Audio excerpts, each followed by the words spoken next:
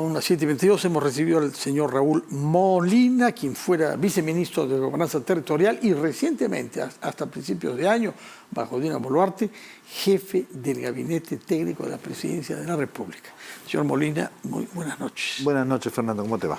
¿Qué le parece toda esta discusión que ha habido en torno al viaje de Dina Boluarte al Vaticano, a Italia y a Alemania?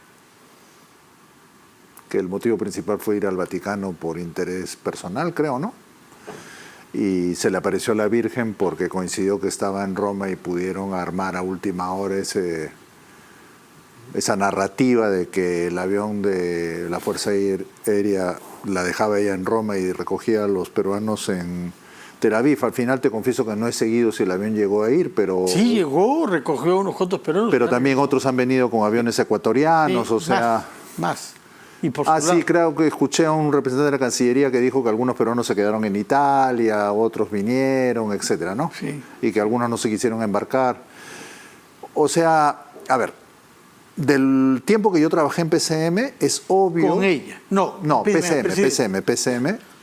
Es obvio que el parque de aviones de la Fuerza Aérea se ha debilitado en los últimos años. Algunas veces para solo llevar comitivas para los conflictos teníamos problemas para programar aviones. Y en el periodo del COVID fue dramático. La Fuerza Aérea se multiplicó, pero teníamos problemas para programar aviones porque entre mantenimiento y aviones que han ido quedando en desuso, la Fuerza Aérea no está provista suficientemente. Pero lo principal además es que no tenemos muchos aviones de largo alcance, o sea, nuestros aviones están pensados para moverse acá en Perú. Entonces es medio dramático hacer un viaje hasta Israel, ¿no? Entonces, claro, ha habido la coincidencia, el viaje de ella a Europa estuvo programado mucho antes, en ese momento no sabían lo que iba a pasar en Medio Oriente y han aprovechado, creo que más la capacidad de reacción ha sido acá que del lado de ella. Y bueno, han logrado lavarse la cara, pero en realidad, ¿qué objetivos concretos para el país ha logrado ese viaje? ¿Reunirse con el alcalde de Stuttgart? Llama mucho la atención, la 7ª ciudad de Alemania, ¿no? Es capital de un estado federal, ¿es cierto? Sin ninguna duda. Sí, pero llama la atención que la jefe de Estado del Perú vaya no se para reúna con autoridades de los gobiernos respectivos de Alemania e Italia, ¿no? Sí, exactamente, y la foto con el Papa, el gesto del Papa es bastante elocuente, ¿no? Y ahora está corriendo las voces de que en realidad no la recibió, sino fue una audiencia muy cortita para la foto, y que la reunión real fue con el canciller, con el secretario de Estado, Pietro ¿no? Parolin, sí, con él se había una reunión sentados. Entonces, de la cual ya circuló una foto, ¿no? Sí. Entonces, yo creo que a la señora le va a costar más temprano que tarde estas salidas contradiciendo la Constitución, como muchos pensamos, basadas en una ley de interpretación del Congreso que cuando cambie la correlación de fuerzas en el Parlamento va a ser claramente discutida, ¿no? Ahora, ¿qué imagen puede dar ella en el extranjero del Perú? Porque se reunió con empresarios en Stuttgart y estuvo en Berlín. Tiene que transmitir algo, tiene que atraer efectivamente inversiones en el Perú sobre la base de un cierto discurso. ¿Cuál es el discurso de este gobierno? Muy pobre ese nivel, Fernando, muy pobre. Todos estamos viendo las dificultades que estamos teniendo a nivel económico, los programas que con toda la buena voluntad del mundo el ministro Contreras ha puesto en juego, todos bajo el nombre de Compunche 1, 2, 3, 4 y 5, no están dando los resultados suficientes. O sea, hace una semana estuve en un evento donde el exministro Segura dijo clarísimo, el presidente del Banco Central dijeron clarísimo que el periodo que viene no va a ser fácil, que tenemos que cambiar la orientación de la política pública de fomento productivo, que Segura dijo textualmente, hay que bajar a la microeconomía. ¿Y cómo se hace eso? Con otro tipo de políticas que tienes que entregarlas localmente, Fernando. O sea, Europa y Asia están llenos de experiencias del tipo de política pública que fomenta capacidades en los pequeños actores económicos. Pero acá hemos resistido siempre porque hemos pensado que con la estabilidad macroeconómica y con el fomento de la gran inversión privada, la que mueve la aguja, estábamos bien. Eso ha funcionado unos años y no digo que hay que pararlo, sino que hay que agregar otro set de política, otro conjunto de políticas públicas que trabajen con el 80% de los informales, de los cuales el 90% son pequeñitos. Y hay que ¿Qué cosa es lo lograr... que está causando que hay una especie de parálisis en la imaginación política en el gobierno? Porque tampoco se ve que los ministros tengan agendas sectoriales de innovación y que amplíen la base de respaldo, al contrario, ¿no? No sé, porque hay algunos ministros que son capaces, o sea, el que fue ministro de Produce y pasó a MTC es una persona que tiene experiencia previa como ministro. Pérez Reyes, ¿no? Pérez Reyes. La señora Choquehuanca es una antigua y activa militante de las MIPES y pymes, promotora de las pymes y las MIPES, ¿no? El ministro de Mincetur es una persona que conoce un montón de turismo. Yo he trabajado con él en unos talleres participativos del primer plan de exportaciones del Perú hace 20 años. Es un tipo que sabe mucho su tema. ¿Qué está pasando? Probablemente el mismo clima de incertidumbre que sentimos fuera del gobierno, algunos de ellos lo están sintiendo, que no tienen mucha claridad cuánto es el espacio de maniobra que tienen para poner políticas mayores. Estamos teniendo una retracción de ingresos públicos que puede estar sucediendo, que el MEF le está recortando algunos recursos para hacer determinadas actividades, pero es verdad que la capacidad de iniciativa no es fuerte y la presidenta no tiene liderazgo. Es obvio que el que tiene capacidad de reacción a su nivel, en el estilo que él tiene, es el premier. Ahora, ¿cuánto va a durar eso? No lo sé. Lo que más se oye... Tú sabes que yo siempre he tenido la hipótesis que se va a ir deteriorando la situación y la gente que ahora está muy ocupada en sobrevivir... Pero nunca pensó que se llegarían a los 10 meses con este gobierno, ¿no? Usted nunca pensó que Dina y Otárola juntos podían sobrevivir. O sea, yo las 5 semanas que estuve, el discurso para mí era un gobierno de 18 meses. Y después lo han cambiado. Cuando yo ya he salido, han cambiado ese discurso y han dicho nos vamos hasta el 26. 3 años.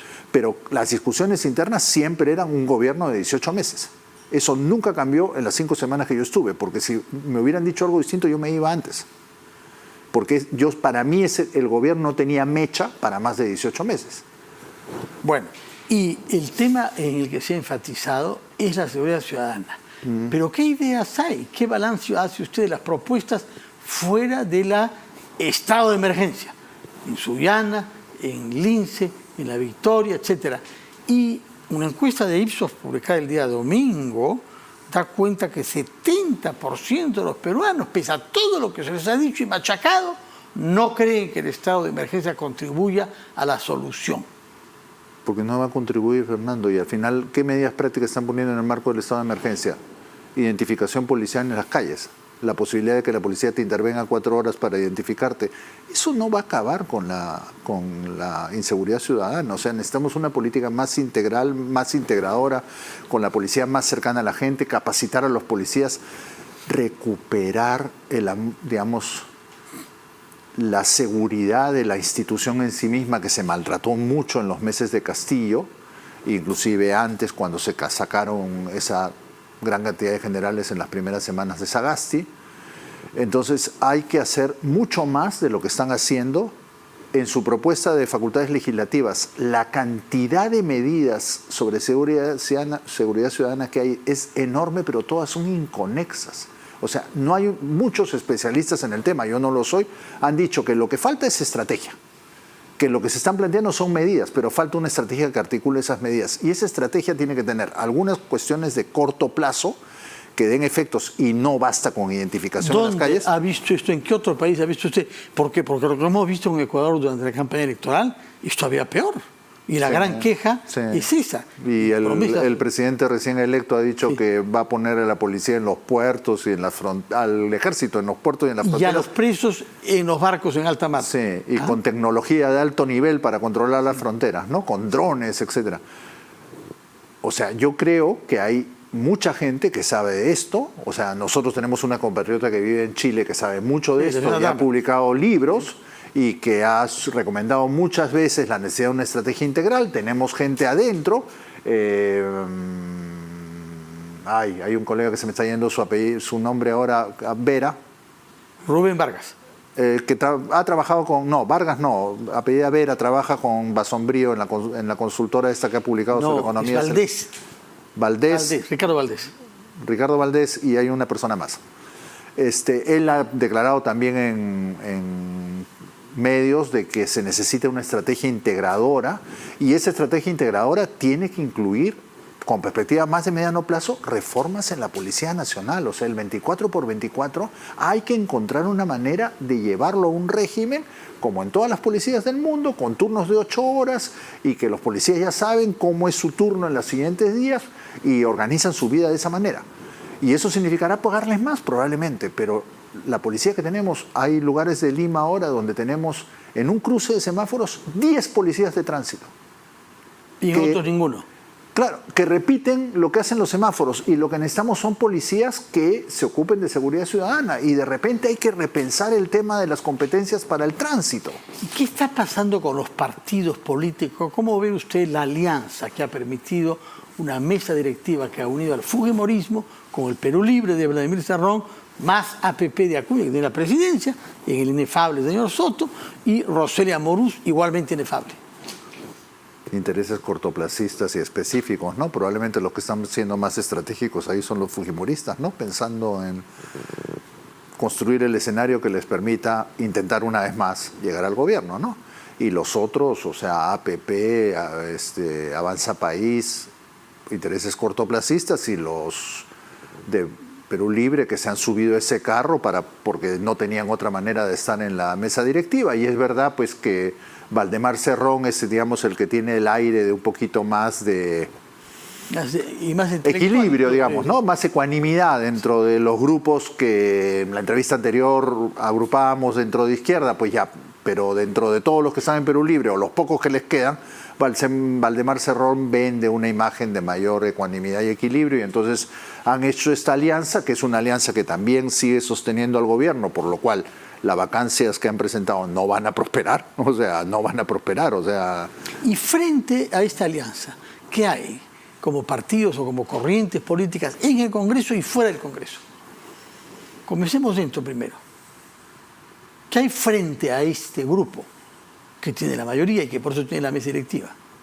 Como movimientos organizados. Al frente. Nada, o sea, ¿qué? Los magisterial. No, pregunto, ¿no? Y los demás, ¿no? Acción Popular. Pero Acción Popular está atrapada en sus propios dramas, ¿no? Internos, ¿no? Pregúntale a Mesías Guevara nomás, ¿no? Y te va a decir cómo es el drama interno con la dirigencia actual y él, y lo que él piensa de lo que está pasando adentro y de los contubernios que hay, que cuánto los niños están efectivamente cobijados por algunas fuerzas dentro del propio partido, ¿no?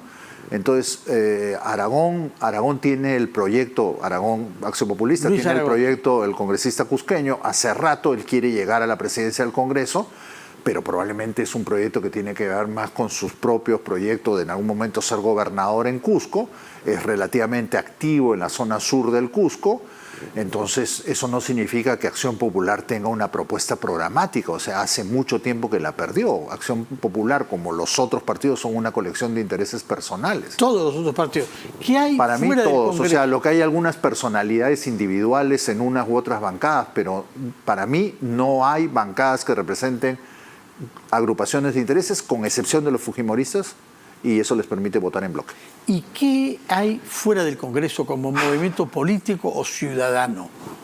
Porque hemos visto en el Ecuador cómo han aparecido candidatos, primero Lasso y luego Noboa, sin mucha experiencia política, pero justamente satisfaciendo una demanda de innovación y de cambio, para no hablar de Argentina, con el discurso de Milei contra la casta. Yo creo, Fernando, que todavía no hay configuraciones que sean suficientemente agregadoras como para pensar que se están formando corrientes de intereses más ciudadanos fuera del Congreso. Hay muchas iniciativas. En algún momento, en estos días, conversaba con una persona sobre, digamos, la agrupación de organizaciones que generó la última marcha en Lima, la agrupación de organizaciones que ha tratado de construirse este comando unificado a partir de las protestas en el sur, y me decían, pues, o sea, en uno y otro hay entre 300, 400 organizaciones, pero son de este tamaño, o sea, todavía no se ve una convergencia de intereses. Hay muchas iniciativas, yo tengo particular confianza, alguna vez te lo he comentado, de algo que se puede construir a partir de algunos movimientos regionales, no necesariamente el movimiento del señor Braco en particular, pero movimiento de las regiones. Sí, ellos pueden ser un actor en una convergencia de otros movimientos regionales que no están en esa asociación. Hay algunas personas que se están moviendo, no son liderazgos todavía muy visibles, no son liderazgos que todavía convoquen suficientes fuerzas. Yo creo que tiene que avanzar un poco más el proceso de deterioro, lamentablemente suena duro, en el que estamos metidos. Suena duro. Suena duro para que la gente siga. Deterioro. Sí, para que la gente pueda salir de su desesperación que está teniendo hoy día por parar el día a día, ¿no? Hemos visto encuestas de IEP donde hay población que está reconociendo que en los últimos 3 meses ha pasado días donde no ha podido comer por falta de recursos. ¿Qué cosa está pasando específicamente en Puno? Se lo pregunto a usted, sobre que hemos hablado ya sobre el tema, y siendo una persona, usted que ha dedicado buena parte de su vida al tema de las regiones, ¿no? A ver, de lo que le he escuchado a algunas personas como Elan Vera y algunos otros, está habiendo algunos intentos de volver a movilizar población.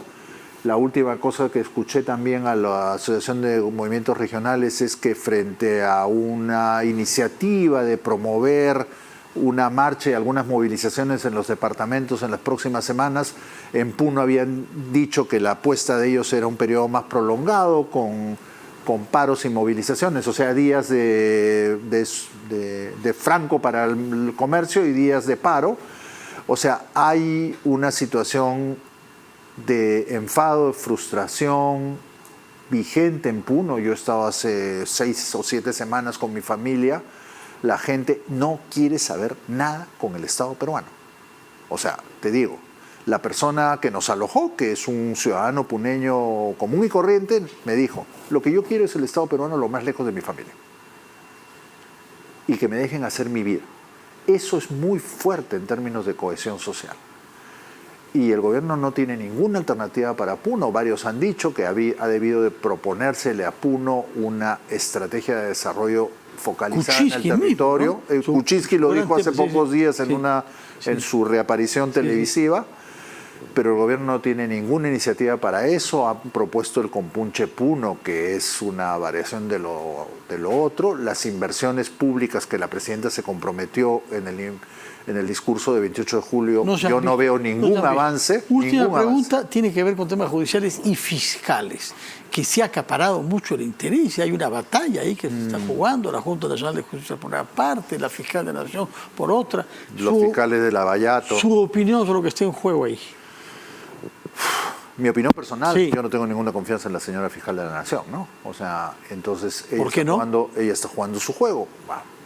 Último indicador, en un semanario bastante conocido ha salido un artículo diciendo cómo la señora hace viajes al extranjero y rinde alojamiento y alimentación solo por declaración jurada, cuando todos los que hemos sido funcionarios públicos sabemos que eso se hace con comprobantes. Y solo su posición le permite, y que su aparato administrativo se lo permite, que la señora siga haciendo eso. Pero además el asunto de que presenta una acción de amparo frente a la investigación de la Junta Nacional de Justicia, después la pierde en una instancia y lo recupera en la otra, o sea, no tiene ninguna voluntad de transparencia, la discusión que hubo alrededor de sus tesis hubiera sido muy simple decir acá están, pero no, sigue empecinada en no mostrarlas. Entonces, ese nombramiento o el control de ese tema de la validez de sus tesis, creo que se le pasó por la guacha a la Junta en el proceso de selección. Probablemente el procedimiento es muy formal de verificación de los papeles y no profundizan y se les pasó. Pero ¿quién podía imaginar? ¿Quién podía imaginar una Pero cosa es que, Fernando, estamos llenos de títulos falsos. De cosas inimaginables. Exactamente, o sea, habría que ser mucho más cuidadoso, ¿no? Y no solo listas de chequeo de documentos que se presentan, hay que mirar las cosas más en profundidad, porque uno puede tener sorpresas enormes. En todo caso, si se le nombró a ella fiscal de la Nación, es porque la Junta Nacional de Justicia tenía confianza y no estaba sesgada, ¿no? Se le puede reprochar. Pero ahora están en bandos opuestos, ¿no? Ahora se le reprocha de todo. Raúl Molina, muchas gracias. No creo que le pueda agradecer muchas buenas noticias, ¿no? Es difícil en esta época, ¿no? Pero es un país que sale adelante.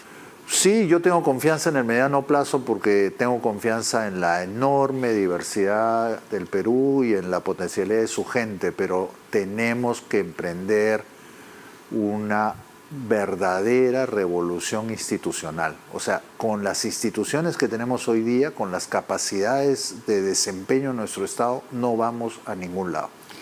Raúl Molina, muchas gracias. Hemos oído claramente lo que nos dice con el tono de la advertencia, puesto que usted conoce el Estado por dentro y ahora está fuera. Muchas gracias por su presencia. Muy buenas noches.